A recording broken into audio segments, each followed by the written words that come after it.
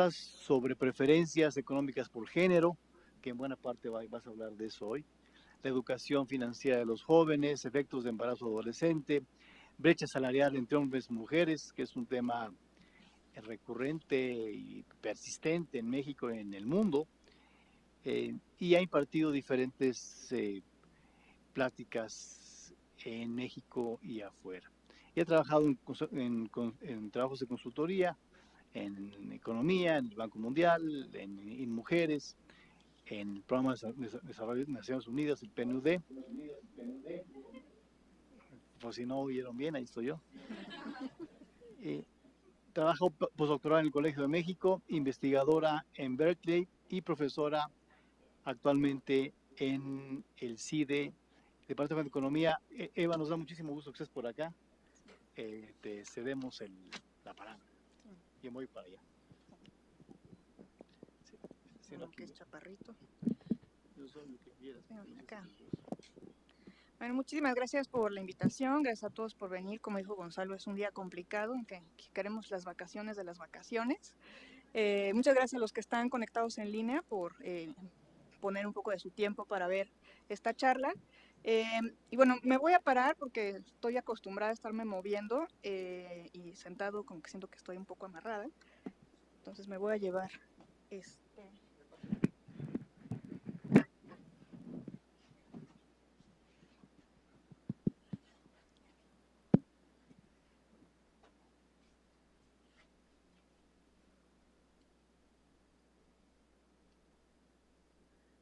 Ok, tiene un pequeño rezaguas. Bueno, les voy a contar un poquito este artículo que hice con Raimundo Campos. Raimundo Campos y yo tenemos esta agenda de investigación sobre género que hemos estado desarrollando básicamente desde que salimos del doctorado. Uno de los primeros artículos que hicimos al respecto fue justo este de brechas salariales de género. Vimos que en México, si bien las brechas han estado disminuyendo en el tiempo, todavía persisten, ¿sí? El problema es que sabemos poco de dónde vienen estas brechas en el caso mexicano, ¿sí? La literatura se ha concentrado en muchas distintas explicaciones sobre por qué hay una brecha salarial entre hombres y mujeres. La primera, que como buenos economistas siempre ponemos adelante, es, bueno, a lo mejor hay diferencias en productividad entre mujeres y hombres que se dan porque las mujeres tradicionalmente se han educado menos que los hombres. Vamos a ver que eso tiene mucho que ver con lo que vamos a ver ahorita con estereotipos. O las mujeres tienen menos experiencia en el mercado laboral porque al tener sus hijos muchas veces detienen sus carreras profesionales, a veces las dejan por completo, otras veces vuelven, pero cuando vuelven el mercado las castiga, ¿sí? Entonces esas son como dos explicaciones bastante comunes y recurrentes entre los economistas. Pero cada vez salen más y más explicaciones, ¿no? La otra típica es la de discriminación. Tenemos un artículo sobre discriminación en el mercado laboral acá en México. Y últimamente han salido otras teorías que vienen más bien de la sociología para explicar por qué existen brechas entre hombres y mujeres en el ámbito público, ¿sí? Entonces, este artículo se inserta justo en este nuevo campo que los economistas cada vez están atendiendo un poquito más. Entonces, no tenemos un modelo teórico desde la economía, nuestro marco teórico viene desde la sociología, entonces es algo un tanto diferente. Me considero una economista relativamente heterodoxa, entonces si oyen que digo cosas que normalmente no dice un economista, es por eso, ¿ok? Entonces, ¿qué queremos hacer con este artículo? Entonces,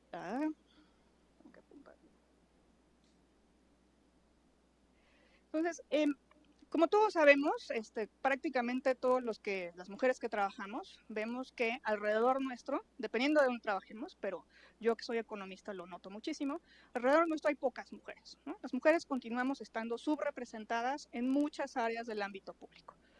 ¿Con esto a qué me refiero? Estamos subrepresentadas en la academia, estamos subrepresentadas en el sector privado y en el sector público, sobre todo en puestos altos.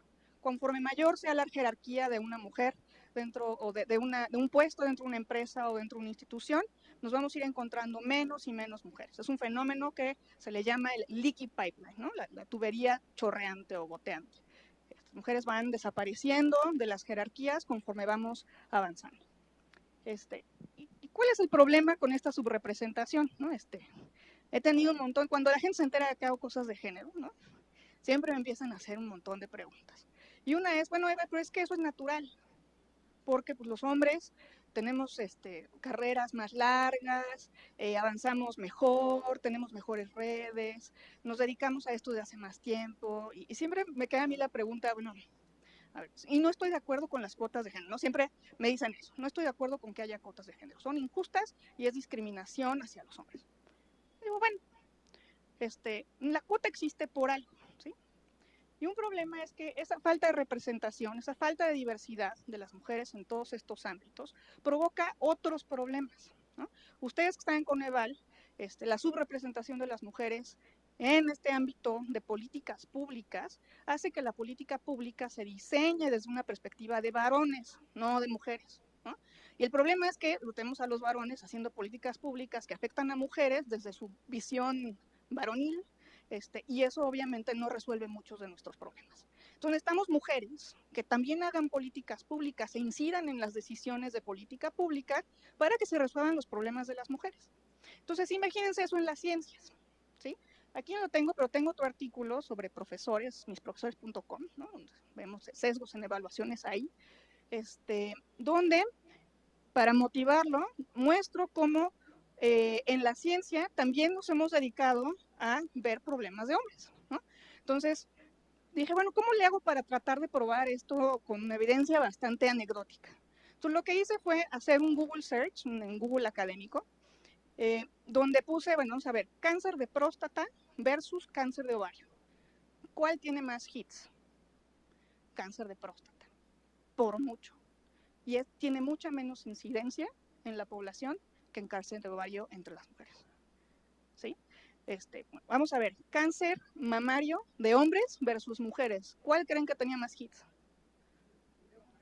El de hombres. ¿No? Me puse a buscar otras cosas. Cáncer testicular versus cervicouterino. Ahí sí ganó el cervicouterino, pero tiene una incidencia súper alta en comparación con el testicular. Entonces, desde la ciencia también vemos este sesgo a atender problemas de hombres, ¿no? Y tan es así que todavía no tenemos en el mercado, o creo que apenas está saliendo, una píldora anticonceptiva para hombres, ¿no? Porque esa responsabilidad siempre se delegó a las mujeres y porque cuando se hacían las pruebas los hombres se quejaban de que les daba calor, les salía acné, se sentían cansados, ¿no? Y fue así como, ¿en serio? A nosotros nos pasa lo mismo y ahí está la píldora y nos la tomamos todos los días, ¿no? Entonces, esta solución de problemas, yo el problema grande que veo de esta falta de diversidad es que no solucionamos los problemas de todos, ¿sí? En el sector privado pasa lo mismo, ¿sí? Los productos que se crean son para solucionar problemas de hombres y los que se han creado para solucionar problemas de mujeres, como gran parte de los aparatos de línea blanca que utilizamos, de hecho fueron inventados por mujeres. Entonces necesitamos más mujeres en todos estos espacios. Entonces, una aliciente que se ha dado para las cuotas de género es que aumentar justo la representación de las mujeres arriba, ¿sí?, va a hacer que las mujeres de abajo suban. Pero la evidencia sobre esto no es tan clara, ¿sí? Entonces, hay muchísima variedad en los resultados que se encuentran. Hay algunas personas que encuentran efectos positivos, por ejemplo, este primer artículo de aquí encuentra que en elecciones para alcaldías en Alemania, si la alcaldesa que estaba en el poder, era mujer obviamente, las chances de que ganara otra mujer o que una mujer quedara mejor parada en las elecciones, en elecciones mixtas en género, que estaban cerradas, era mucho mayor, pero por mucho. ¿Okay? También vemos efectos negativos y curiosamente estos dos artículos son en academia. Entonces, lo que se ve es que cuando en los comités de evaluación en academia existe esta posición, cuando nos dan la planta, nosotros le llamamos definitividad. Y para llegar a esa planta necesitan hacernos una evaluación, que es usualmente después de 6 años, donde evalúan todo, pero principalmente tus publicaciones. Entonces, en Italia y España, estos comités trataron de hacerlos un poquito balanceados en género y de hecho para tratar de garantizar un poco esto, hacían un draw aleatorio de los profesores que estaban integrados al sistema para que evaluaran a los que estaban pidiendo su definitividad. Y lo que encontraron es que, primero, el que hubiese más mujeres no parecía ayudar a las mujeres. Muchas veces pasaba lo opuesto, acaba afectando a las mujeres. Y después se metieron más en este paper de 2017 al caso italiano. Y dijeron, bueno, ¿por qué está pasando esto? ¿No? ¿Por qué las mujeres no ayudan a las mujeres? Y vieron que cuando había, vamos a suponer, imagínense un comité con 5 hombres, ¿sí? Y comparado con un comité con 4 hombres y una mujer. El comité de 5 hombres, como que había algunos que decían, no, es que sí necesitamos defender a las mujeres, no hay ninguna mujer aquí que defienda a las mujeres, ¿no? Entonces todos votaban como tranquilos, pasaban las mujeres sus evaluaciones y demás. Cuando había una mujer en el comité, como que los hombres se sacudían esa responsabilidad y decían, ahora sí vamos a evaluarlas duro, al fin que ya tiene una mujer que las defienda, ¿no? Entonces, ¿qué pasaba? No era que las mujeres no estuviesen ayudando a las mujeres, de hecho, evaluaban mejor a las mujeres que a los hombres, sí las estaban ayudando, pero en el grueso del grupo, los hombres dejaban de ayudar a las mujeres, eso le llamaron un efecto de licencia, ¿no? Se quitaba como este permiso o esta atribución que se daban a sí mismos de evaluar a las mujeres de manera más justa y empezaban a evaluarlas más duras porque ya había una defensora en el grupo, ¿no? Entonces, en promedio, pues acaban siendo peor evaluadas. Y bueno, hay otros artículos que encuentran efectos muy heterogéneos, ¿ok? Y depende mucho de la jerarquía en las posiciones de trabajo, ¿no? Entonces, por ejemplo, este artículo de Abendroth y coautores encuentran que si bien poner una cuota de género ayuda a algunas mujeres a aumentar su salario, este aumento salarial se da únicamente para las que están en los rangos inferiores dentro de la jerarquía de las empresas, no en los rangos superiores. Igualmente ayuda a avanzar la carrera de las que están abajo, más no las que están arriba. Las que están arriba ya no acceden a más puestos directivos. Entonces, esto continúa siendo un problema. Y hay artículos que dicen, no hay ningún efecto, las cuotas de género en realidad no están funcionando. Y este es un artículo de Marianne Bertrand y coautores que acaba de salir sobre cuotas de género en Noruega, donde no ven ningún efecto en las carreras profesionales de las mujeres. Entonces, realmente no sabemos, los resultados son muy específicos al contexto. Entonces, analizar los distintos contextos es necesario. ¿Ok? Muy bien. Entonces, ¿qué es lo que vamos a hacer acá? Como les dije, la subrepresentación en la academia no es un problema menor y no lo es, porque como ya les expliqué ahorita, hay sesgos en lo que investigamos, ¿sí? Y la otra es que al ver a puras mujeres, a puros hombres en la academia, las mujeres no se animan a hacerse académicas, ¿no? Entonces, esto es un problema de modelos de rol y hay también mucha investigación sobre esto. Entonces, la subrepresentación tiende a ser un círculo vicioso.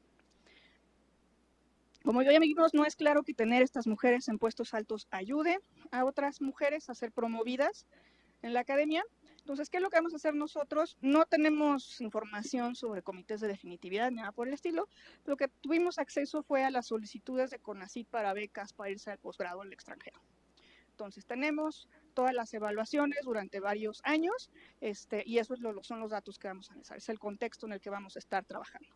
¿Qué preguntas de investigación tenemos? Tenemos dos fundamentalmente. La primera es si existen sesgos de género en estas evaluaciones a los solicitantes. Y en todo caso, si las mujeres académicas acaban ayudando a otras mujeres a poderse ir a estudiar al extranjero. Y dos, si hay sesgos de género, queremos saber si estos sesgos están guiados por algún tipo de estereotipo de género o si los estereotipos ya están amainando, vamos a decirlo de esa manera.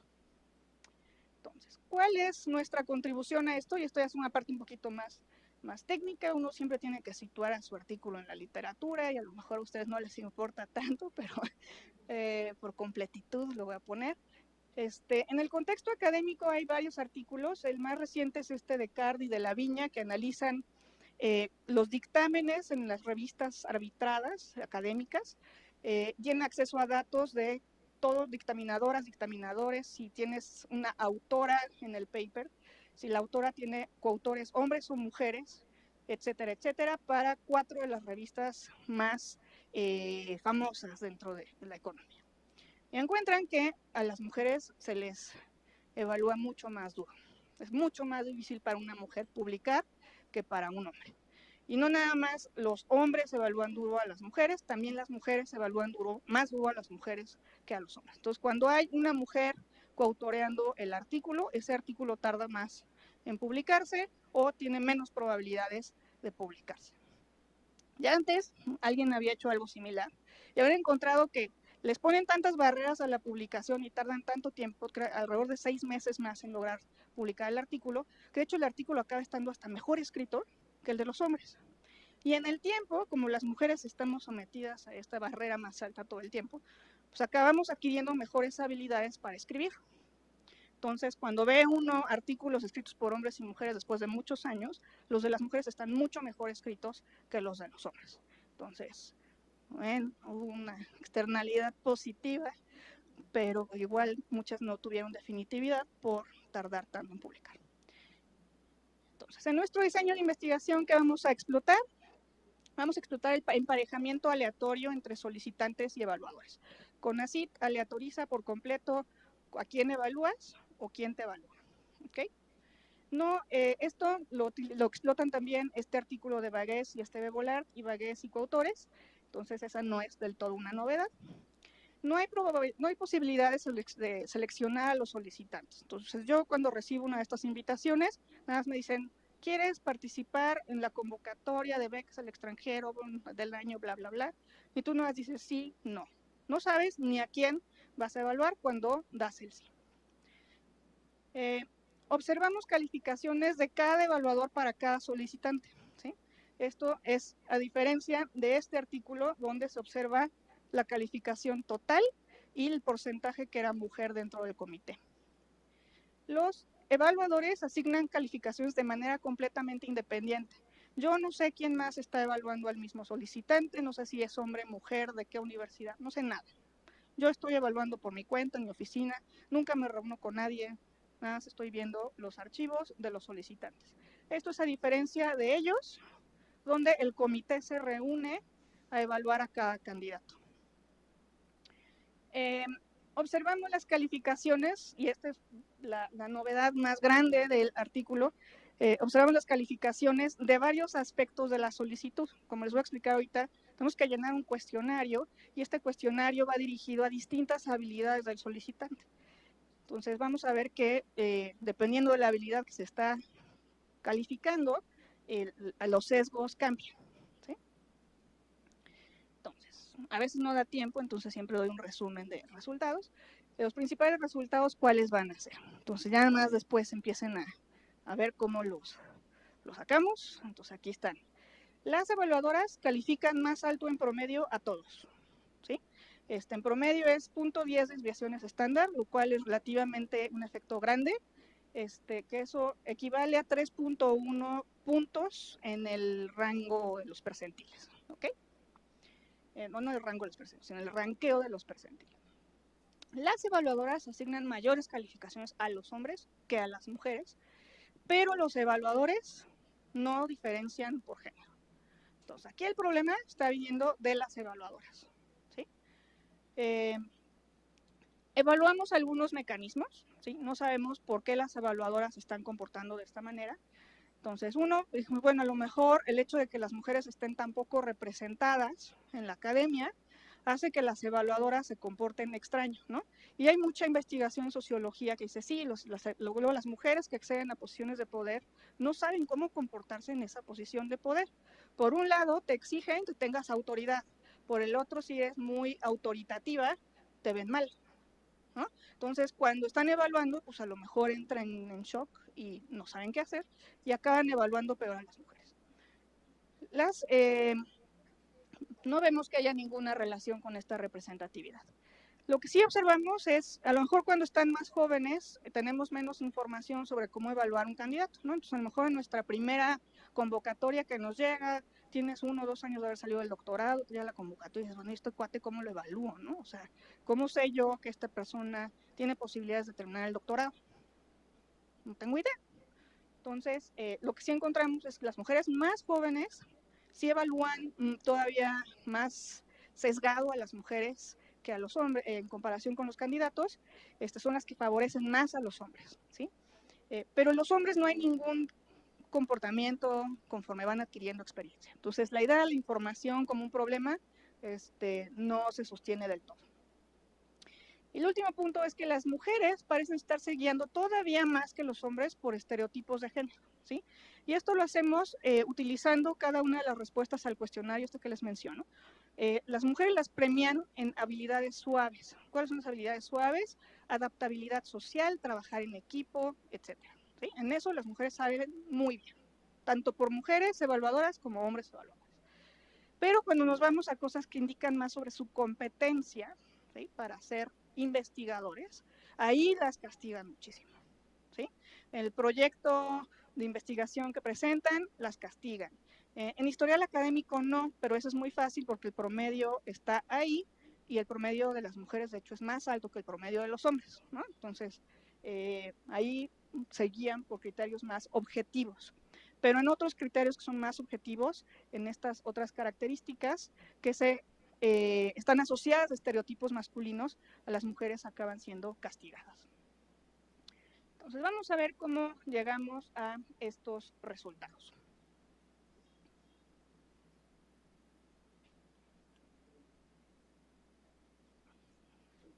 Ya. ¿Cuál es el contexto en México? Entonces, los datos de la ENOE revelan que sí hay todavía este problema del leaky pipeline en los grados académicos de la población.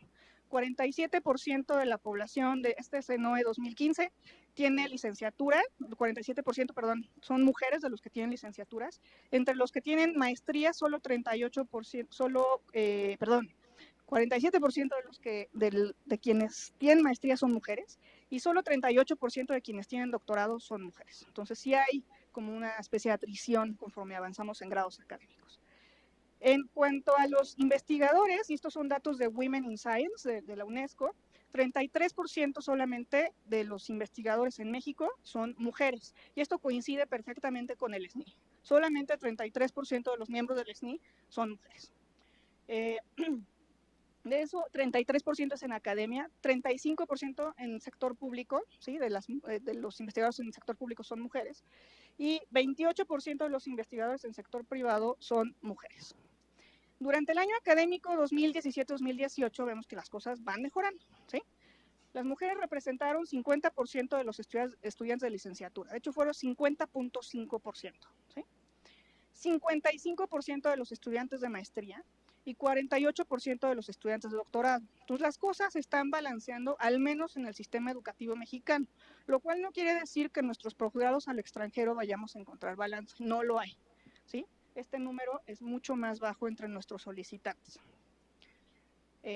La asignación de una beca para hacer el posgrado al extranjero, como lo sabrán todos los que alguna vez utilizamos una de estas becas para hacer el doctorado, sí es un determinante muy importante de tu trayectoria profesional ex post, ¿no? Yo sin la beca de CONACYT no hubiera podido hacer el doctorado, pero ni de chiste, en el lugar donde lo hice. Entonces, es importante entonces mantener igualdad en el proceso, ¿sí? Porque si desde ahí metemos sesgos, entonces afectamos las potenciales carreras profesionales de las personas que están solicitando estas becas. Ok. Entonces vamos un poquito al contexto institucional. ¿Qué implica este proceso de selección? Entonces, estas convocatorias para becas al extranjero las da CONACYT, uno tiene que hacer su solicitud, y la beca cubre un montón de cosas, toda tu colegiatura, todas las cuotas que te piden, fees y demás en la universidad, te dan dinero para un seguro médico, que los distintos países tienen distintas regulaciones sobre la calidad que deben de tener estos seguros, entonces CONACYT tiene que cubrir eso, y te dan una beca de manutención, ¿no? El monto de la beca varía un poco en el tiempo, ahorita creo que son $1,200, pero es independiente de dónde estés. Entonces, los que llegan a vivir a lugares con alto costo de vida, es una beca bastante apretada, a los que van a lugares relativamente baratos, pues les va muy bien. Este proceso de selección se da en 3 etapas. En la primera, pues ya va el solicitante, tiene que subir todo su CBU a CONACYT, ¿cómo se llama? Currículum vitae único al sitio de CONACYT, y necesitan cumplir con ciertos requerimientos mínimos para entrar al concurso, ¿no? Que revisa CONACYT ex ante. Entonces, los requisitos mínimos son un promedio, que pide un promedio de 8, la carta de aceptación a algún programa de posgrado, una propuesta de investigación que tiene que estar avalada por alguien, un potencial asesor en la universidad que te va a recibir, y cartas de recomendación de empleadores o profesores que hayas tenido.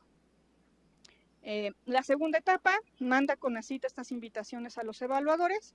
Los evaluadores deciden si participan o no en este proceso de evaluación sin conocer la identidad de absolutamente nadie. Una vez que uno acepta, tenemos que responder a este cuestionario de 18 preguntas en una escala de Likert, que es esto de malo, muy malo, malo, bueno, muy bueno, para un máximo de 70 puntos. Entonces, cada evaluador tiene la capacidad de asignar 70 puntos a una solicitud. Cada solicitante tiene alrededor de 3 evaluadores, eso es en promedio, hay algunos que tendrán menos, otros que tienen más. Hemos visto solicitantes que tienen un evaluador nada más y otros que tienen hasta 5, entonces hay como mucha variación.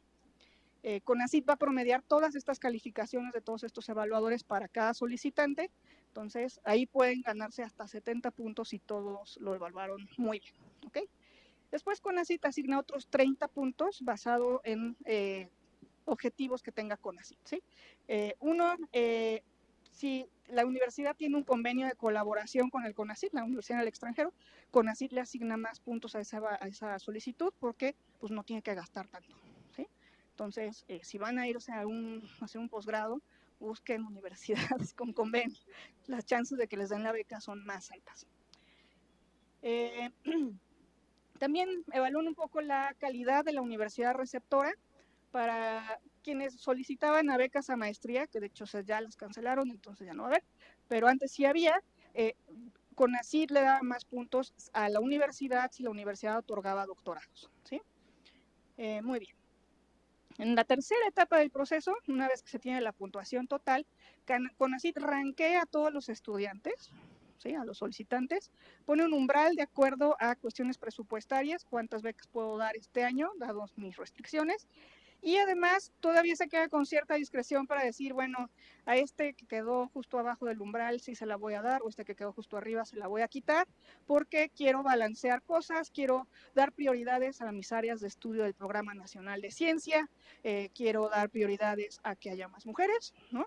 Quiero dar prioridades a X, Y, Z. Entonces, en realidad no tenemos un diseño de regresión discontinua, algunos de ustedes tal vez sepan qué es eso, algunos tal vez no, pero no se ve como un brinco en este umbral en la probabilidad de obtener la beca, ¿sí? De hecho, no se ve nada, una línea recta. Mientras más puntuación tengas, más probabilidades de tener la beca, pero no hay ninguna discontinuidad en eso. Ok. Entonces, a veces funciona eso. Ok. ¿Qué es lo que vamos a estimar? Aquí, perdón a los que no vieron nunca econometría o cosas así, pero voy a tratar de hacer esto lo más sencillo posible. Entonces, acá obviamente vamos a tener nuestra variable dependiente, es la calificación que se le dio al estudiante por parte de un investigador. A es el solicitante, E es el evaluador y T es la convocatoria, ¿sí? Todo lo vamos a hacer con variación dentro de cada convocatoria, no vamos a ver variación a través de convocatorias, porque pues cambia el presupuesto, cambian prioridades, cambian condiciones de la economía, ¿no? Cuando la economía está en crisis, todo el mundo se quiere hacer el doctorado, entonces todo eso lo tenemos que controlar. Necesitamos ver cuál es el efecto de que haya una evaluadora mujer, eso nos lo va a dar ahorita vamos a ver bien qué nos da cada efecto, pero controlamos porque la evaluadora sea mujer, controlamos porque la solicitante sea mujer, y luego por una interacción de que la evaluadora sea mujer y la solicitante sea mujer. Algunas características, tanto de solicitantes como de evaluadores, ahorita les describo un poco más los datos. Efectos fijos de convocatoria, que es lo que les estoy diciendo, como las convocatorias y el pool de solicitantes va cambiando en el tiempo, lo único que vamos a hacer es dentro de cada convocatoria qué está pasando, ¿sí? Vamos a utilizar efectos fijos a nivel área de estudio del evaluador, y esto porque tenemos un pequeño reto en nuestra identificación,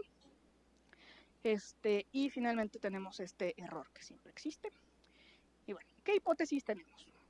Hipótesis número 1. Las evaluadoras no asignan calificaciones distintas a los candidatos hombres en comparación con los evaluadores, ¿ok? Aquí voy a utilizar los evaluadores para referirme únicamente a hombres y las evaluadoras para referirme únicamente a mujeres, ¿sí? Esta onda de mezclar los para ellas y ellos no la voy a ocupar porque sí necesito distinguir entre el género de los evaluadores. En el caso de solicitantes, como es neutral al género, voy a decir las mujeres solicitantes o los hombres solicitantes, ¿ok? Entonces, hipótesis número 2. Los evaluadores no asignan calificaciones distintas a las solicitantes en comparación con los solicitantes, ¿sí? Son neutrales al género del solicitante. Hipótesis número 3, las evaluadoras no asignan calificaciones distintas a las solicitantes en comparación con los solicitantes. Las mujeres evaluadoras son neutrales al género. Esa es nuestra tercera hipótesis. Y la cuarta hipótesis, que esto es más como en este argot sociológico, no existen sesgos intragrupo en los evaluadores. ¿Qué quiere decir? Que si yo soy hombre, no voy a evaluar mejor a los hombres, o si yo soy mujer, no voy a evaluar mejor a las mujeres. Sesgo intragrupo, intragénero, ¿sí? Entonces, esa es nuestra cuarta hipótesis. Alternativamente, vamos a estimar otra regresión, otro par de regresiones, utilizando efectos fijos de evaluador. Entonces, ¿qué es lo que vamos a estar viendo aquí? Para cada evaluador vamos a ver aquellos que sí terminaron evaluando hombres y mujeres, ¿sí? Tienen un pool mixto de solicitantes. Entonces, quiero ver si dentro de ese evaluador, y el controlar por estos efectos fijos ya deja fijo preferencias, no sé, a lo mejor tengo expectativas extrañas sobre lo que puede pasar o no en el doctorado, etcétera, etcétera, a nivel evaluador, ¿sí? Pero cualquier diferencia que tenga ese evaluador en sus expectativas por género, sí la mantenemos. Entonces, aquí lo que vamos a tener, es dado que tenemos ya estos efectos fijos, solamente vamos a tener las interacciones de si es evaluadora y la solicitante es mujer, o si es evaluador y la solicitante es mujer, ¿sí? Y podemos todavía identificar 3 de nuestras hipótesis. La única que no podemos identificar es la primera del slide anterior. Podemos identificar si los evaluadores tienen sesgos de género, si las evaluadoras tienen sesgos de género o si existen sesgos intragrupo, ¿ok? Con estas hipótesis. Ok.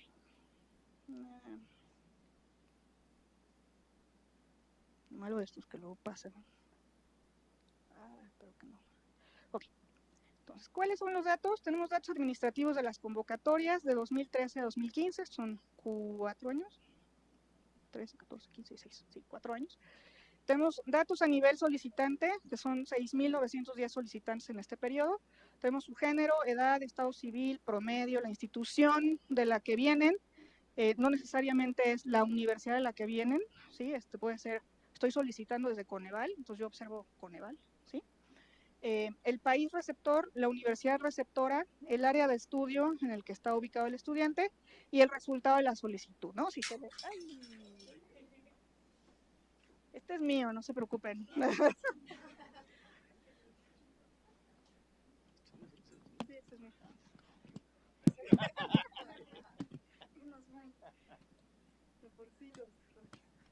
Ok, recursos públicos. Ahí. Ahí está. Sí, todo funciona. Pero ya, por andarle picando, necesito volver una. Se adelantó bastante. Ahí está. Ok, entonces tenemos, sí le dieron o no la beca. A nivel evaluador, tenemos 4,575 observaciones. Igual observamos un montón de características. Agregamos nacionalidad, sabemos si el evaluador es extranjero y de dónde. Si pertenece o no pertenece al SNI, nada más. La institución en la que trabaja actualmente. Las calificaciones que asigna a cada pregunta del cuestionario de CONACYT y la calificación total de estos 70 puntos que les comenté. Nuestra segunda fuente de datos son los datos públicos del SNI para juntar con si pertenece o no pertenece al SNI y saber en qué nivel del SNI está, ¿sí? El nivel no lo teníamos en la primera base de datos. También tenemos datos públicos del tipo universidad, si son universidades públicas o privadas. Ahí sí tenemos que agradecer muchísimo a nuestros asistentes que estuvieron dándole a esto durísimo porque no hay como que una base de donde uno puede sacar esto. Entonces tuvieron que estar buscando a veces las universidades en línea para ver si era pública o privada, ¿ok? Y esto es la universidad del último grado y la universidad receptora. Y finalmente tenemos el ranking en el que se ubica la universidad, y este lo tomamos del Times Higher Education Ranking, que es un ranking bastante estándar y conocido en la academia, para juntar el ranking de las universidades, tanto la del último grado como la receptora, con el resto de los datos. Este ranking a partir creo que del lugar 1000 o algo así, o 500, no me acuerdo, empieza a hacerlo ya, estás en el intervalo del 500 al 600, del 600 al 700. Entonces lo que hicimos es, si la universidad está ubicada ahí, le dimos el punto medio de ese ranking a las universidades. Ok, ahora sí, entonces, como les dije, tenemos un reto aquí en la estimación.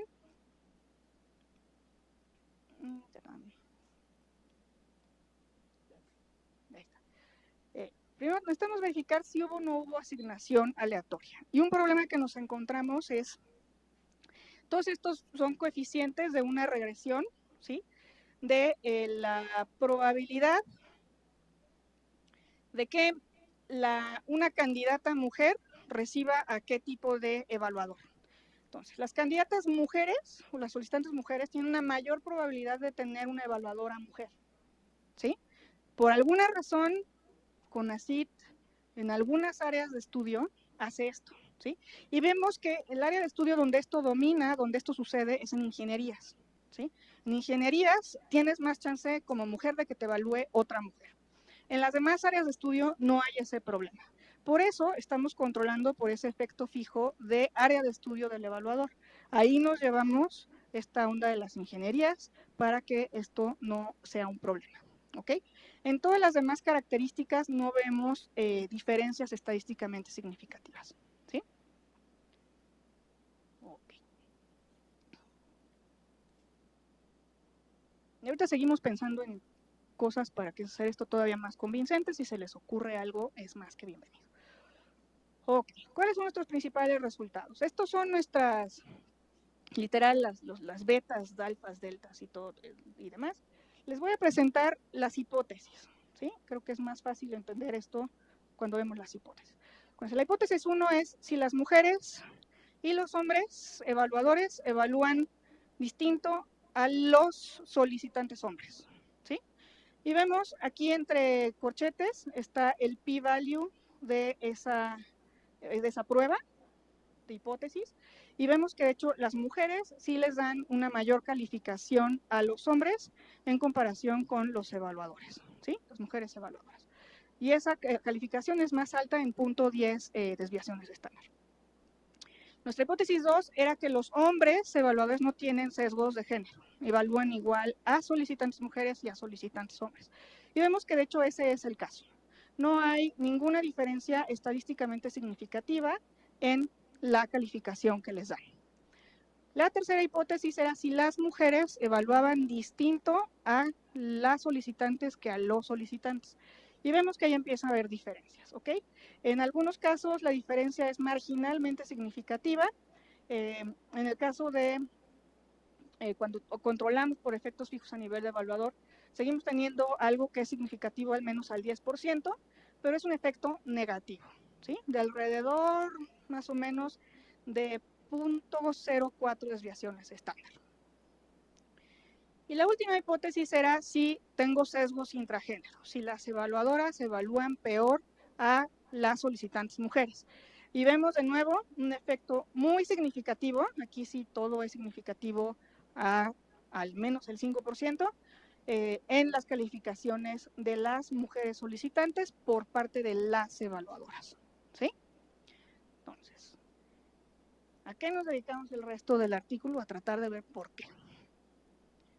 Ay, tenía animación. Siempre se me olvida estas. Y me tardo años haciéndolo. Ok, entonces aquí esto se ve muy feo, pero voy a usar mi animación. Ahora sí. Acá abajo tenemos nuestras hipótesis. El cuadrito azul es si evaluamos a los hombres distinto, evaluadoras y evaluadores. El puntito rojo es si los evaluadores evalúan distinto a mujeres y hombres. Puntito, diamantito negro, si evalúan las mujeres distinto a solicitantes mujeres y solicitantes hombres. Y finalmente el triangulito gris era este efecto de interacción en el género, ¿sí? Entonces, ¿qué empezamos a ver? Pues primero queremos ver si la representación de las mujeres por área tiene algún efecto en este sesgo. Si donde las mujeres están mejor representadas, desaparece el sesgo, o al revés, a lo mejor no están mejor representadas, hay más sesgo. Queremos ver si hay alguna relación con esta representación. Y no vemos ningún efecto, ¿sí? Entonces, como ejemplo, súper claro, vamos a tomar las ingenieras, porque me cayeron muy bien. Los ingenieros, hay 21.1% de los evaluadores en área de ingeniería son mujeres, son bien poquitos, ¿ok? Y vemos que no tienen ningún sesgo, evalúan igual a todo el mundo. Pero, por otro lado, tenemos, por ejemplo, el área de matemáticas, ¿sí? En el área de matemáticas sí vemos este premio que tienen las mujeres a los hombres, ¿sí? En comparación con evaluadores. Y ahí hay 20.5% de mujeres en el área de matemáticas. Entonces no parece haber una relación entre estas áreas. Áreas más balanceadas, humanidades, ¿sí? Vemos que no hay ninguna diferencia estadísticamente significativa en estos sesgos, son un poco más grandes que los ingenieros. Los ingenieros básicamente son por el dedito, ¿no? Como que se guían por las reglas completamente, tratan de ser lo más objetivos posibles. Pero si nos vamos, por ejemplo, a medicina, que también es un área bastante balanceada, con 48% de mujeres, vemos sesgos brutales, ¿sí? Las mujeres evalúan peor a las mujeres. Entonces, no hay relación con representación de las mujeres por área de estudio. Mis animaciones. Ok. Ahí están los ingenieros. Ok. ¿Qué pasa con la edad de los evaluadores? ¿Tener menos experiencia hace que tengamos más sesgos o no? Caso de los hombres, no importa. Evalúan igual a lo largo de toda su carrera académica, ¿sí? Caso de las mujeres es muy diferente.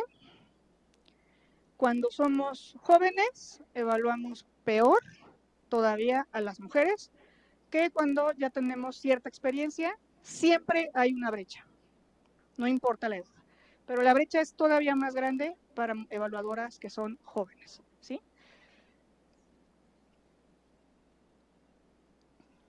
Último, esto es todavía peor, hay más puntitos todavía.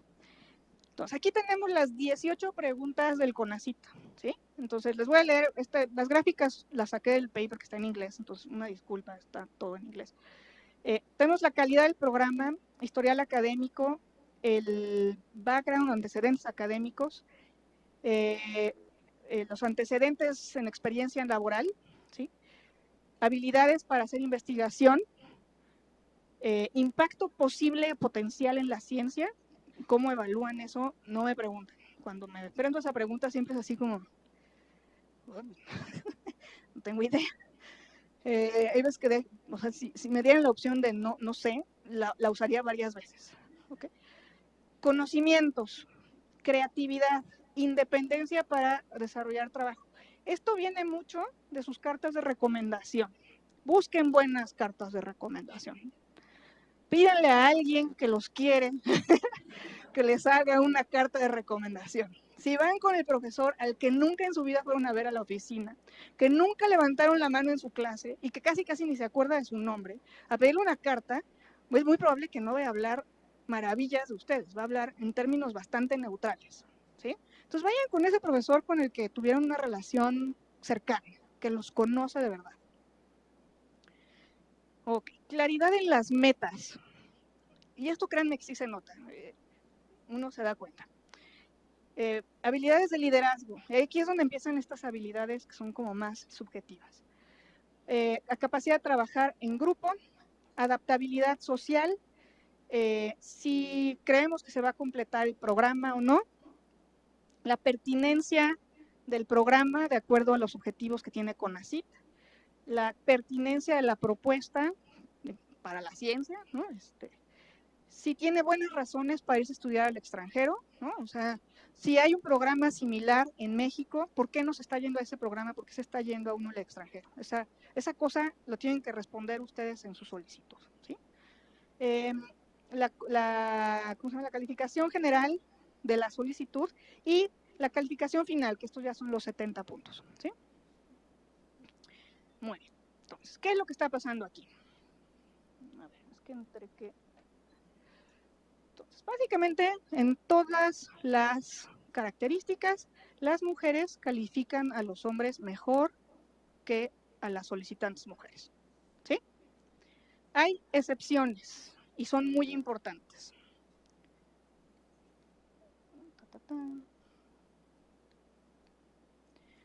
Pertinencia de la propuesta de investigación, ahí no califican mejor a los hombres. Eso es todo. Ok. Los hombres, básicamente en todas las características, en todas las preguntas, son neutrales al género, con, de nuevo, algunas excepciones muy contadas. Y aquí es donde se empieza a poner esto interesante. A las mujeres las califican mejor en historial académico, que ese lo tenemos en la mano, no hay manera de calificarlas peor porque tienen mejor promedio. Entonces, ahí no hay cómo, es una cosa objetiva. Pero las califican mejor en trabajo en equipo, adaptabilidad social y tener buenas razones para irse de México, ¿sí? Creo que todos tenemos buenas razones, pero ahí por alguna razón esta también entra. Pero fíjense cómo estas características son súper subjetivas y tienen mucho que ver con la idea que tenemos de lo femenino, ¿sí? ¿Qué hacen las mujeres? Vamos a ver los sesgos exclusivos de las mujeres hacia mujeres. Ahí está. Entonces, aquí de nuevo vamos a ver qué están haciendo. Las están castigando en calidad del programa, en historial académico, ¿sí? En habilidades para hacer investigación, impacto posible en la ciencia y conocimientos, todas cosas que asociamos más a hombres. Pertinencia del programa, calidad de la propuesta de investigación y tener buenas razones para irse de México, ¿sí? Todo esto está asociado a estereotipos masculinos. Los hombres saben más, los hombres tienen más potencial, los hombres tienen mejores razones, ¿sí? ¿En qué las califican mejor? De nuevo, capacidad de trabajar en equipo y adaptabilidad social. Características puramente femeninas, ¿sí? Comportamientos comunales. Y finalmente, las interacciones, de nuevo, nos dan que el efecto de interacción es negativo en todas estas características más asociadas a los hombres, ¿sí? Y positivo en las características asociadas a mujeres. Ahí está, adaptabilidad social. Ok, ¿qué nos llevamos de esto?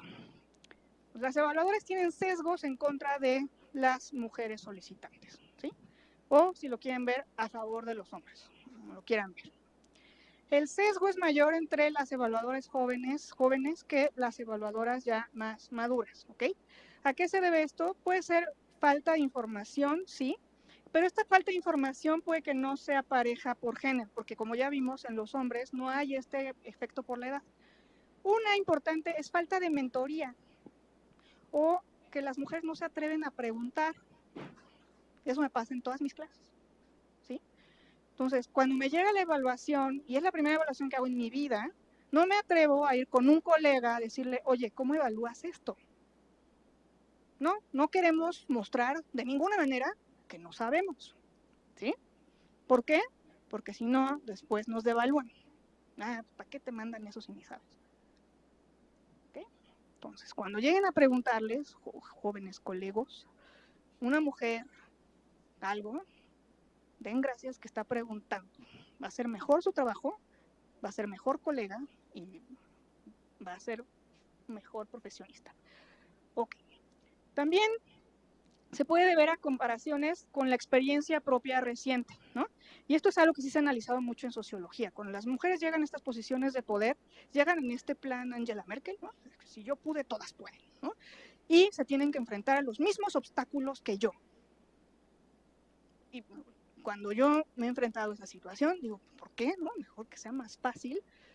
Ya uno tiró barreras, taló árboles, ¿no? Abrió brechas. No voy a volver a levantar las brechas para que estas mujeres les vaya a costar el mismo trabajo, ¿no? Y créanme que lo he visto en los comités de definitividad de mi división en el cine. Colega pidió licencia de maternidad. No, ya le estamos evaluando 5 años. 2 de esos son licencia de maternidad. Esos 2 no se evalúan, estamos evaluando 3. ¿Sí? Si no hubiera una mujer ahí, todos los hombres se quedan callados. Entonces, yo me estoy tomando en serio mi rol de defensora de las mujeres y soy súper vociferante porque si no, no te hacen caso y te gana la mayoría. Ok. Entonces, las mujeres tienden a guiarse más por estos estereotipos de género, premian aquello esperado de las mujeres y castigan lo que no esperan de las mujeres. Y dados estos sesgos, decirle a CONACYT pon cuotas de género en estos comités es una muy mala idea. ¿Sí? Entonces, ¿qué es lo que le sugeriríamos a CONACYT si CONACYT nos hiciera caso? CONACYT, si estás escuchando, haznos caso. Sugerimos que el género de los solicitantes no sea revelado al evaluador o nunca o hasta que haya dado su calificación y que ya no la pueda modificar. ¿Sí? No reveles el género. Esto se ha visto que sí funciona, aunque hace poquito hubo en internet, en Twitter, todo un debate sobre este artículo, que yo pienso que no leyeron bien el artículo. En las orquestas sinfónicas en Estados Unidos se hizo esta política de hacer la audición, ¿sí?, con la cortina abajo. Les pusieron un tapete en la tarima para que no se oyeran los tacones cuando entrara la música. ¿Sí? Entonces, ¿qué es lo que observaron? Estos procesos con las orquestas son larguísimos, tienen como 3 etapas, pero al menos en la primera etapa del proceso llegaban muchas más mujeres, después de que se bajó la cortina. ¿Sí? En etapas posteriores, donde ya la están viendo y ya saben que es mujer, ya no hay tanto efecto. ¿Okay? Pero CONACYT creo que puede hacer esto totalmente ciego al género. ¿Sí? Entonces, todo el paquete de solicitud debe ser neutral el género. Tenemos un problema con el español, ahí sí me gustaría que existieran todas estas palabras neutrales. ¿Requiere esfuerzo de CONACYT? Sí, porque tiene que ocultar todo lo que pueda generar sesgos. ¿Requiere esfuerzo de los estudiantes? También, porque al momento de redactar ustedes su solicitud no pueden decir que son hombres o mujeres. Y requiere esfuerzo de quienes escriben las cartas de recomendación también, porque no se debe de revelar el género en ningún lado. ¿Sí? Luego me quedé pensando, a ver, bueno, ¿y los títulos? ¿Qué hacemos con los títulos? El evaluador no tiene por qué ver el título del solicitante, más que con así le diga, sí, tiene título, ¿no? El título es de tal lado y ya. Eso es todo lo que necesitamos saber. Bueno, la otra es que la evaluación se haga en el conjunto de las evaluaciones. Como está ahorita, lo que tenemos es, yo abro primer archivo, evalúo. Abro segundo archivo, evalúo y ya no puedo regresar al primero. ¿Sí? Y no puedo ver el tercero o no puedo ver el cuarto. Entonces, lo que se ha visto es que cuando permites que se vean todos los archivos al mismo tiempo y puedes hacer comparaciones entre las personas al mismo tiempo, evalúas bajo criterios más objetivos. ¿Sí? Y te dejas guiar menos por estos sesgos de género. ¿Ok? Y esto lo hicieron Bonet, Bangin y Basselman. La tercera es que haya transparencia en las evaluaciones. Es el problema de transparencia en México. ¿Quién me evaluó, cómo y qué calificación me dio? La transparencia también se ha visto que tiene efectos súper importantes en eliminar sesgos de género. Nadie se quiere ver machista, ni hombres ni mujeres. ¿Sí? Y cuarto punto, y esto lo dejé al final porque a veces funciona, a veces no. A veces hacer expresa esta existencia de sesgos hace que la gente se comporte mejor, pero los experimentos que se han hecho al respecto son muy específicos al contexto, ¿sí? Entonces, sería cuestión de experimentar con CONACYT cuando mandes tu invitación. Cuidado con los sesgos de género, o decir algo. Hubo un estudio que se hizo sobre estas evaluaciones y se encontraron sesgos de género. Favor de evaluar a los candidatos de la manera más objetiva posible, ¿no? Y a veces eso tiene efectos positivos y es una política que no cuesta nada, ¿sí? Muy bien. Entonces, por mi parte, eso sería todo. Muchas gracias.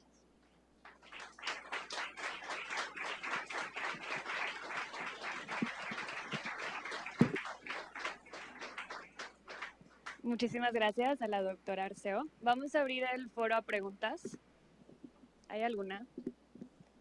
Empezamos por acá con Ana.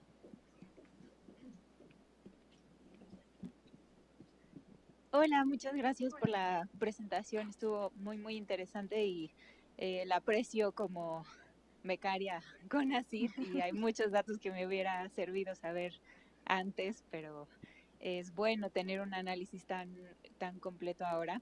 Y tengo un comentario y una pregunta. La pregunta es, incluso en publicación, en revistas indizadas de evaluación por pares, que tienen mecanismos de doble ciego, es decir, el evaluador no sabe quién es quien escribe, no conoce el género, existe un sesgo de género. Como decías al principio, las mujeres tardan mucho más en publicar un artículo que los hombres. Entonces, de alguna manera, incluso sin saber el nombre o sin saber el género de quien está enviando el artículo, se nota que es una mujer. Creo, hasta donde sé, que no está muy claro cómo es que se nota, si es la redacción, si es la manera de plantear las ideas, si es el tipo de tema, etcétera, etcétera, ¿no? Pero existe incluso ese sesgo. Entonces, la pregunta es, de acuerdo contigo, que no se sepa, que los evaluadores no sepan el género de quienes están evaluando, pero sabiendo que eso no basta para eliminar ese tipo de sesgos, ¿hay algo más que se pueda implementar o algunas ideas que les hayan surgido a ustedes en el análisis como para, uno, o avisarle a los solicitantes y que ellos mismos intenten compensar eso, o advertir a los evaluadores que se va a observar si están teniendo este tipo de comportamiento y de esa manera como tratar de reducir un poco el sesgo? Y la otra cosa es que en los resultados donde nos mostrabas las diferencias que hay entre hombres y mujeres respecto a las categorías que se evalúan, bueno, el primer comentario es como, ¿por qué sería importante saber trabajar en equipo para este tipo de becas? Esa es nada más una curiosidad. Pero cuando nos mostrabas que, por ejemplo, en medicina hay un sesgo muy grande versus ingeniería, donde no parece haber un sesgo muy grande de las mujeres hacia las propias mujeres o hacia los hombres, si han considerado el efecto que tiene las perspectivas profesionales en ese campo. Es decir, estoy pensando, por ejemplo, en ingeniería las perspectivas profesionales de las mujeres son bastante más homogéneas a los hombres que en, no sé, medicina, donde la gente puede ser un poco más tradicional y las mujeres pueden tener estos esquemas en los que voy a dar consultas ciertas horas para atender a mis hijos la mitad del día, etcétera, etcétera. Y entonces eso es lo que se castiga, no necesariamente el obtener el posgrado, sino, bueno, este posgrado no va a servir tanto porque al final va a dejar el ejercicio profesional. Es decir, no está en el irse al posgrado, sino en lo que venga después, la diferencia. Gracias, Ana. ¿Hay alguna otra pregunta en esta ronda? ¿No? Déjame ver.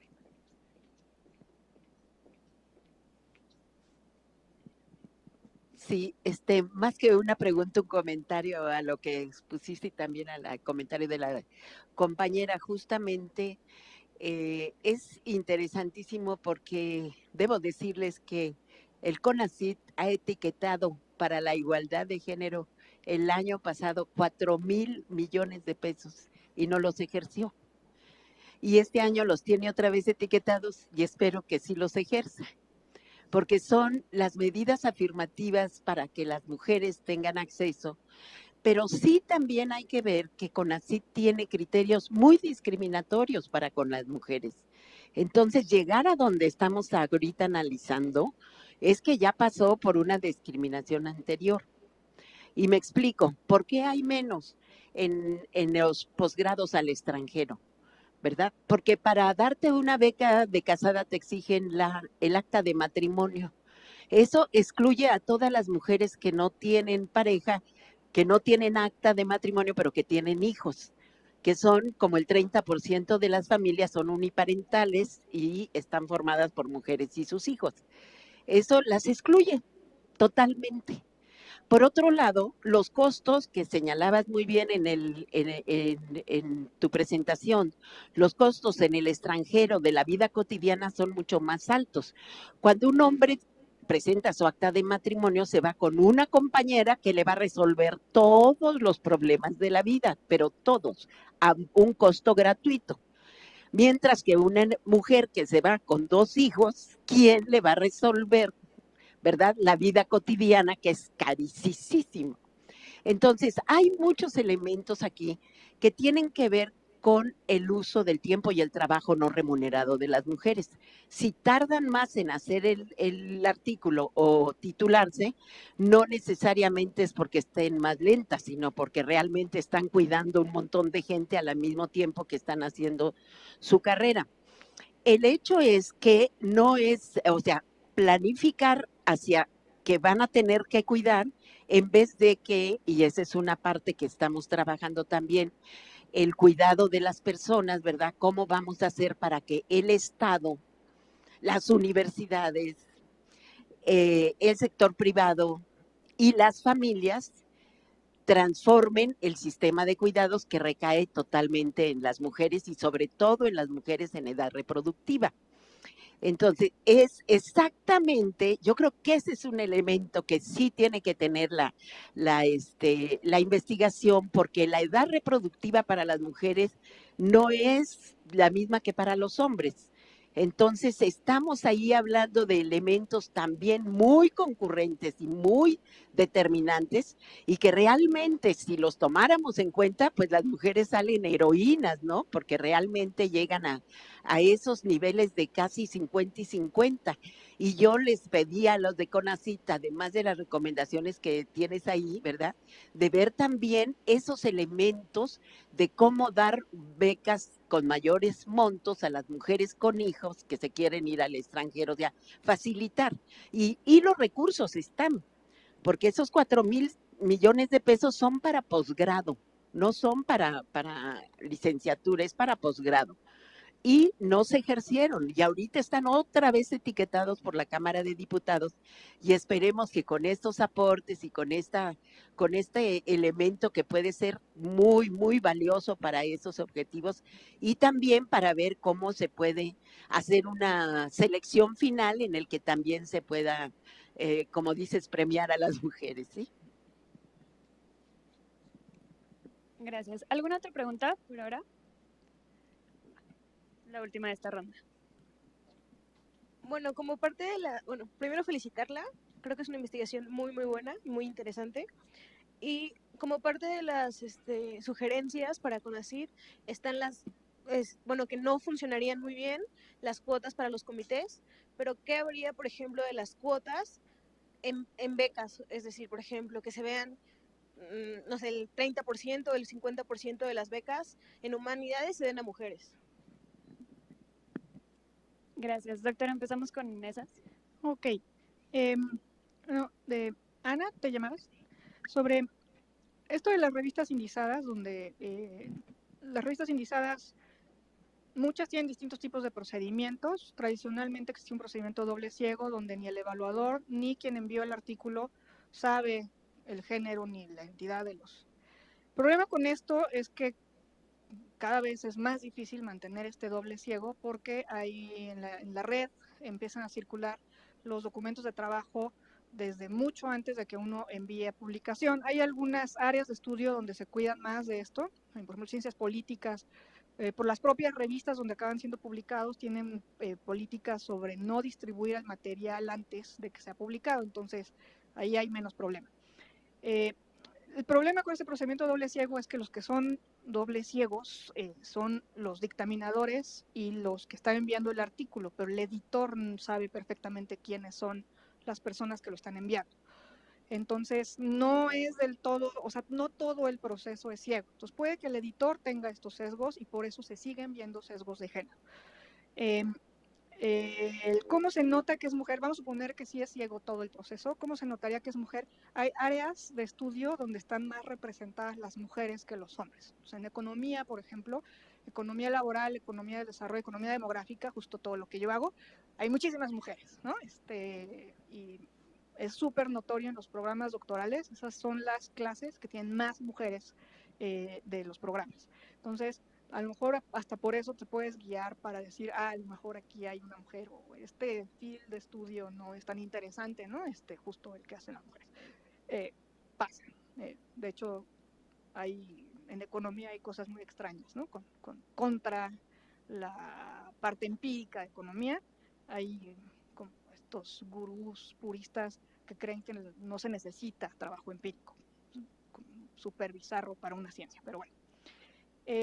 En las categorías que se evalúan, esto de por qué es importante trabajar en equipo, a lo mejor como economistas no lo valoramos tanto, pero cada vez es más importante. Y por ejemplo, imagínate que estás haciendo trabajo de campo para contestar alguna pregunta de investigación. Tu habilidad de trabajar con un equipo en campo pues es muy importante para que ese proyecto se lleve a buen término. Y en otras ciencias hay muchísimo trabajo de laboratorio, el cual se hace en equipos. Hay algunas ciencias donde la lista de autores de un artículo abarca hasta 30 personas. Entonces, es muy importante, o sea, el trabajo en equipo en la ciencia es realmente muy importante, ¿no? Yo, que soy ratón de oficina, trabajo con muy pocas personas, pero aún con esas personas necesito saber cómo trabajar, ¿no?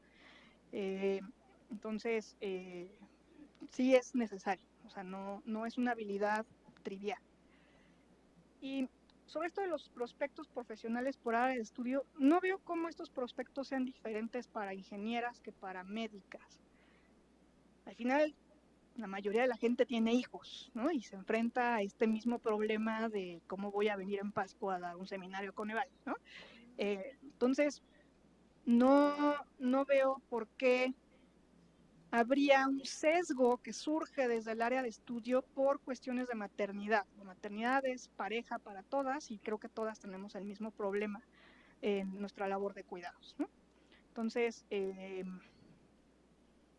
no sé, sería cuestión de ver si hay más atrición en algunas áreas de estudio que en otras, lo cual no creo dado el balance que vimos en la gráfica que les mostré. En todo caso, ahí pensaríamos que hay más atrición para ingeniería entre las mujeres que en medicina, ¿no? Ok. Sobre los otros comentarios acá, no sabía esto de la exclusión de las madres solteras. Pensé que uno presentando, yo hice el doctorado sin hijos, entonces no tuve esa experiencia. Pensé que presentando el acta de nacimiento de los hijos, uno tenía derecho a una beca mayor por tener hijos. Y de hecho, cuando uno se va casado, te dan distintas becas si te vas casado con tu pareja, y si te vas casado con hijos te dan todavía más dinero. Entonces, creo que sí hay cierta consideración a si te vas con hijos. Lo de costo de vida, sí, es mucho más alto para las mujeres. Yo, afortunadamente, las cosas que vi en el doctorado apuntaban a hombres que de hecho se consideraban superhombres, ¿no? Que habían sacrificado carreras profesionales y demás para irse con sus esposas al doctorado. Y ellos se hacían cargo de sus casas, pero eran una excepción, ¿no? Entonces, sí sería bueno que se considerara además un apoyo adicional a mujeres que se están yendo al doctorado con hijos, que el caso de los hombres que se están yendo al doctorado con hijos, sobre todo cuando se van con una mujer que no está teniendo ninguna otra aportación al hogar que no sea dentro del hogar, ¿no? O sea, fuera del hogar. Entonces, sí creo que eso sería una muy buena política de CONACYT. Y bueno, la última fue esto de las cuotas en becas. Algo que ya no les comenté, y que una gráfica que tampoco mostré ya, es que de hecho CONACYT hace muy buena chamba. obviamente cuando presento esto siempre me preguntan, bueno, y al final, ¿cómo está la probabilidad de que una mujer obtenga una beca? ¿Es distinta a la probabilidad de que un hombre obtenga una beca? Y la respuesta es no. ¿Sí? Entonces, ¿qué pasa? En esos 30 puntos que tiene CONACYT está haciendo su trabajo. Y sí está empujando a más mujeres de las que deberían de haber pasado si solo se consideraran las calificaciones de los evaluadores. ¿Sí? Entonces ahí ya no vemos ninguna diferencia. Entonces, de alguna manera tiene su cuota, ¿sí? Por lo menos procura no perder la representatividad que tenían las mujeres solicitantes en la representatividad que se tiene una vez que se otorga la beca. Eso sí lo está haciendo. A lo mejor debería empujar a más mujeres todavía, a lo mejor, y eso ya es otra discusión, ¿sí? Abrimos a otra ronda de preguntas. ¿Hay alguna?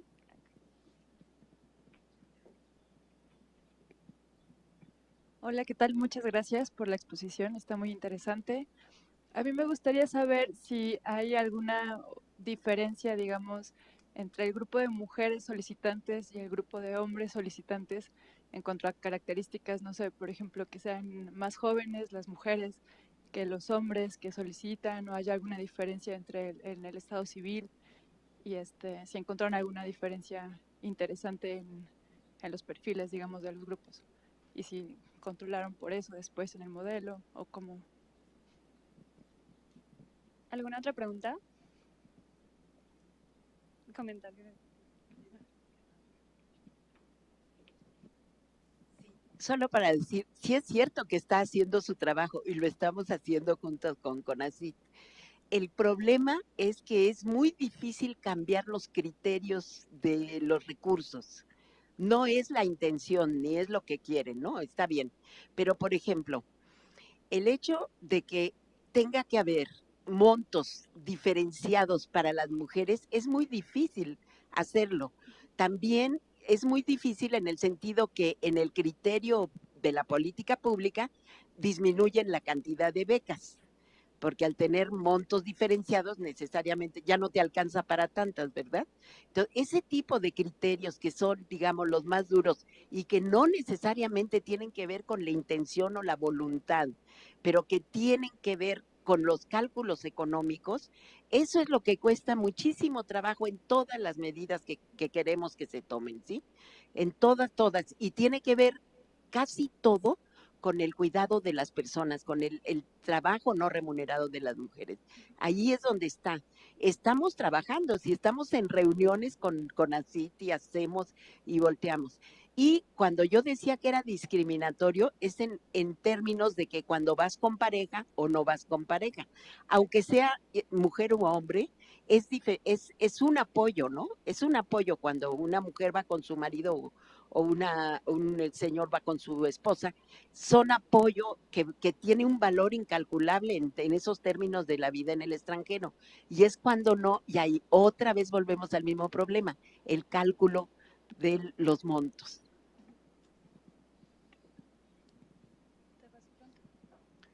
Para que pregunte un hombre.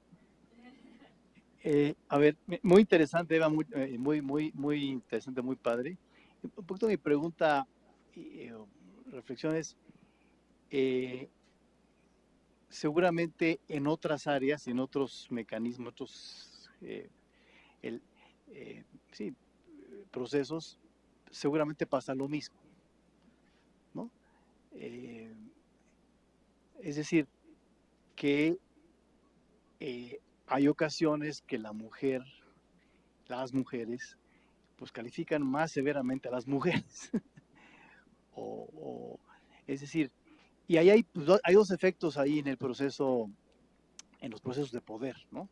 Uno, el positivo, es decir, bueno, los que son parecidos se ayudan a sí mismos, ¿no? O sea, la mujer ayuda a la mujer, el inmigrante ayuda al inmigrante, o sea, pero el efecto contrario también es cierto.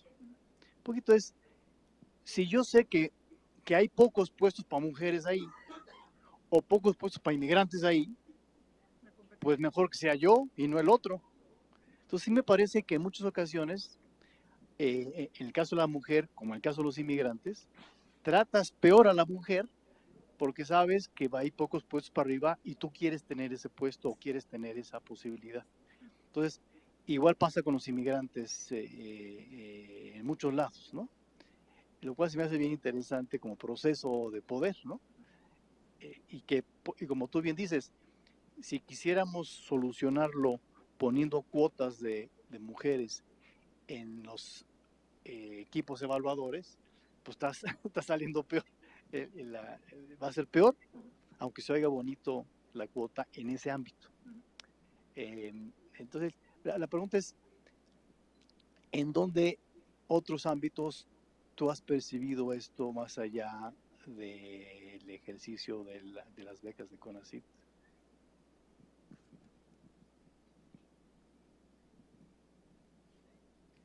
Listo. Ok.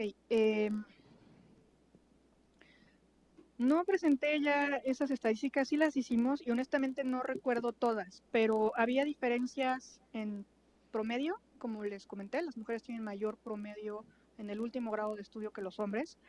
Había diferencias en estado civil, hay menos mujeres casadas que solicitan, probablemente venga por estos problemas ex ante, ¿no?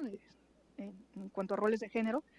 En edad, no recuerdo que existiese una diferencia entre hombres y mujeres, pero ya no me acuerdo de más. O sea, me acuerdo de esas dos cosas, el estado civil y ¿cómo se llama? Y promedio. Y solicitan menos mujeres. O sea, sí había alrededor, no sé, creo que era alrededor de 44% de las solicitudes son de mujeres. Son menos. No hay... Está cerca del balance, pero todavía no llegamos ahí. Y bueno, sobre esto de en qué otros contextos encontramos este tipo de sesgos negativos. Vamos a ver primero los negativos. En contextos empresariales hay una investigación, hay una socióloga que a mí me gusta mucho porque trabaja mucho sobre estos estereotipos de género, Naomi Ellemers, y ella se ha dedicado a ver justo cómo se comportan las mujeres en distintos contextos de poder. Y en contextos empresariales ha encontrado como patrones, ¿no? Un patrón, y de hecho hasta les puso nombre, ¿no? Está el patrón de Queen Bee, ¿no? Donde llega una mujer a una posición de poder y se comporta como abeja reina, ¿no? Donde ella es la que manda, ella es súper dura con hombres, mujeres, con todos, ¿no? Y hay otro patrón que no me acuerdo cómo le llamaba, me acuerdo mucho el de la Queen Bee porque estaba muy chistoso.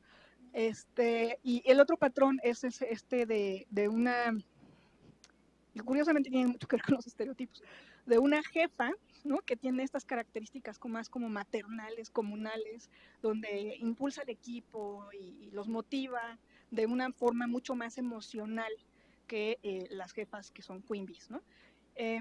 Y veía que las que son queen bees, pues sí, a las mujeres las castigan mucho más y al momento en que ella hace sus entrevistas sobre por qué están comportándose de esa manera, encuentra justo esto, es que, o sea, yo llegué aquí y tuve que superar 20,000 obstáculos, y solamente alguien que supere los 20,000 obstáculos va a ser tan buena como yo.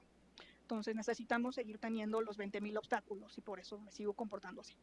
Y las mujeres que se comportaban de la otra manera decían lo contrario, ¿no?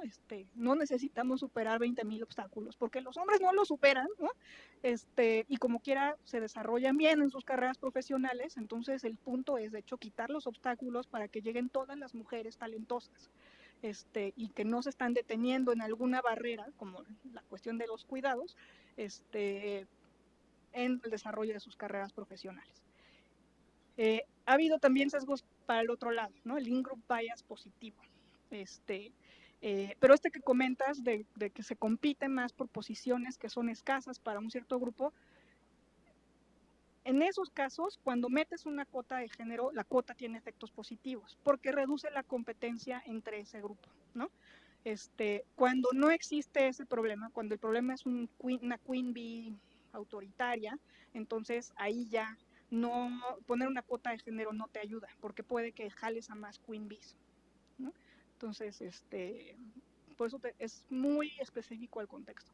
Ha habido otros casos como el que les comenté ahorita de Alemania, pero hay a mí uno que me encanta es el de la India, donde hay cuotas de género en la representación en los parlamentos locales. Y ahí se vieron efectos maravillosos en todos los niveles, ¿no? En el número de mujeres que empezaban a competir, a ponerse en la lista para competir a este tipo de puestos, pero también en el desarrollo de las niñas, ¿no?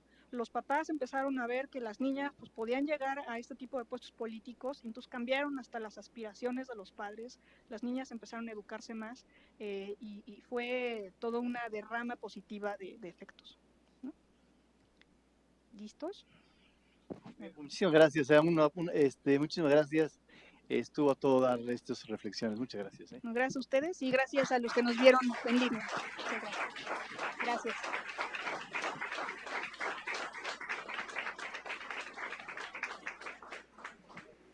Agradecerle muchísimo a Paola y a Rodrigo por el siempre efectivo proceso y los invitamos a las siguientes cada mes al menos. Gracias.